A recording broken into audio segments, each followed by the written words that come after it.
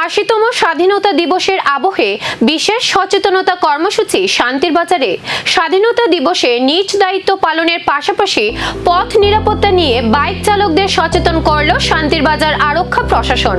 Helmet ছাড়া bike চালানো এবং অতিরিক্ত গতির কারণে প্রতিনিয়ত দুর্ঘটনার ঘটনা সামনে আসছে। এই পরিস্থিতিতে বাইক চালকদের হেলমেট পরে এবং গতি নিয়ন্ত্রণ করে গাড়ি চালানোর পরামর্শ দেওয়া হয়।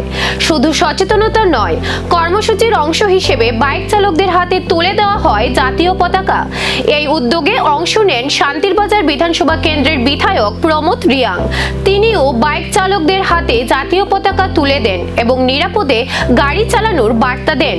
শান্তির বাজার আরক্ষা প্রশাসনের এই উদ্যোগকে সাধুবাদ জানিয়েছেন সাধারণ মানুষ।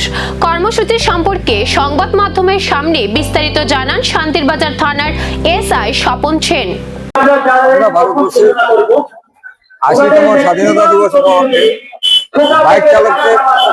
বাইক চালকদের নিকট বার্তা দিতে চাই যে বিনা হেলমেট, বিনা ড্রাইভিং লাইসেন্স ছাড়া যাতে কেউ বাইক না চালান এবং বাইকের যে লিমিট নিয়ে 40-45-এর বেশি বেগে যাতে বাইক চালানো না হয়, যাতে অ্যাক্সিডেন্ট থেকে সবার জীবন রক্ষা হয়।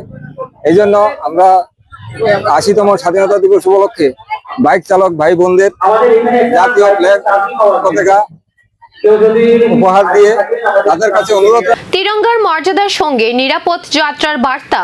এবার পথ চলায় কতটা বদল আসে, নজর সেই দিকেই।